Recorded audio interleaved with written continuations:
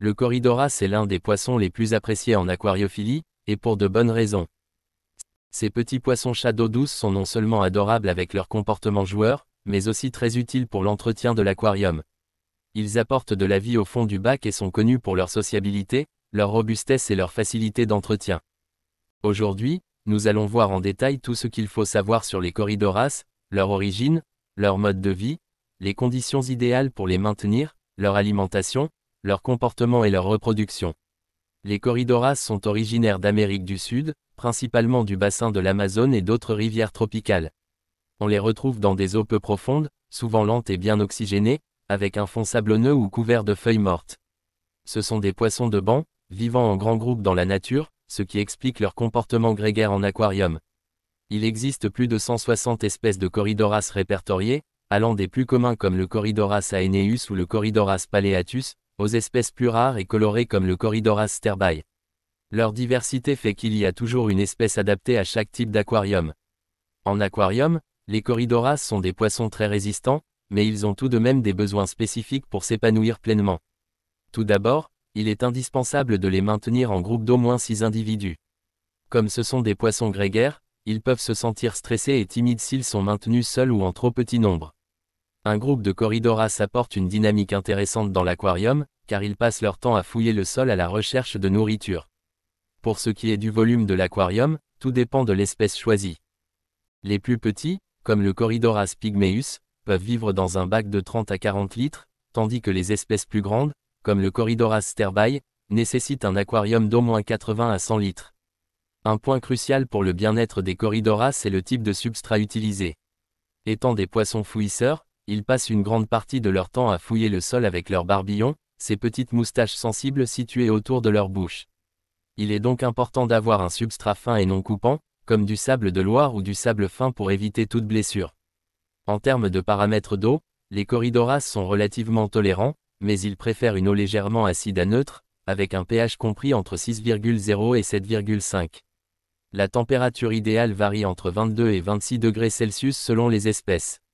Une filtration efficace et un bon brassage de l'eau sont recommandés pour maintenir une bonne qualité d'eau, mais il ne faut pas non plus un courant trop fort, car les Corydoras vivent généralement dans des zones calmes en milieu naturel.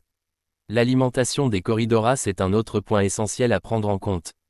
Contrairement à ce que l'on pourrait penser, ils ne se nourrissent pas uniquement des restes de nourriture tombés au fond du bac. Bien qu'ils puissent aider à nettoyer l'aquarium, ils ont besoin d'une alimentation spécifique pour être en bonne santé. Les comprimés pour poissons de fond sont une bonne base, mais il est également important de varier leur régime avec des aliments vivants ou congelés comme des vers de vase, des daphnies ou des artémias. On peut aussi leur donner des légumes pochés, comme des courgettes ou des épinards. Une alimentation diversifiée garantit des Corydoras en pleine forme et des couleurs plus éclatantes. En ce qui concerne leur comportement, les Corydoras sont des poissons extrêmement pacifiques et sociables. Ils peuvent être maintenus avec presque toutes les espèces des poissons non agressives, comme les tétras, les rasboras, les guppies ou encore les gouramis.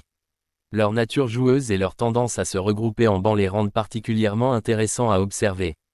Ils ont aussi un comportement unique appelé corydance. Ils nagent rapidement de haut en bas le long des vitres de l'aquarium, souvent après un changement d'eau ou lorsqu'ils sont excités. Ce comportement est totalement normal et peut même être un signe de bien-être. Les Corydoras ont également une particularité rare parmi les poissons d'aquarium, ils possèdent un intestin modifié qui leur permet de respirer l'air en surface. Il n'est donc pas rare de les voir monter à la surface pour prendre une goulée d'air avant de replonger au fond du bac. Ce comportement est hérité de leur habitat naturel, où l'oxygène peut parfois manquer dans l'eau stagnante. Passons maintenant à la reproduction des Corydoras, qui est relativement accessible pour les aquariophiles souhaitant tenter l'expérience. Pour favoriser la ponte, il est recommandé de baisser légèrement la température de l'eau et d'effectuer des changements d'eau plus fréquents, ce qui simule la saison des pluies dans leur milieu naturel. Les mâles et les femelles se livrent alors à une danse nuptiale, où la femelle collecte la laitance du mâle avec ses nageoires pelviennes avant de déposer les œufs sur une surface plane, comme une vitre ou une feuille de plante. Une fois la ponte terminée, il est conseillé de retirer les œufs ou de séparer les parents, car certains peuvent les manger. Les œufs éclosent généralement en 3 à 5 jours, et les alevins peuvent être nourris avec des infusoires ou de la poudre pour alevins avant de passer progressivement à des aliments plus solides. Avec un bon suivi, il est possible d'élever une nouvelle génération de Corydoras en captivité sans trop de difficultés. En résumé, Les Corydoras sont des poissons incroyablement intéressants à maintenir en aquarium. Leur nature sociable, leur comportement unique et leur utilité en font des compagnons idéaux pour de nombreux types de bacs. Que ce soit pour leur capacité à fouiller le substrat, leur apparence adorable ou leur mode de vie en groupe, ils ont tout pour plaire aux aquariophiles, qu'ils soient débutants ou expérimentés. Si vous avez apprécié ce guide ultime sur les Corydoras, n'hésitez pas à vous abonner et à demain.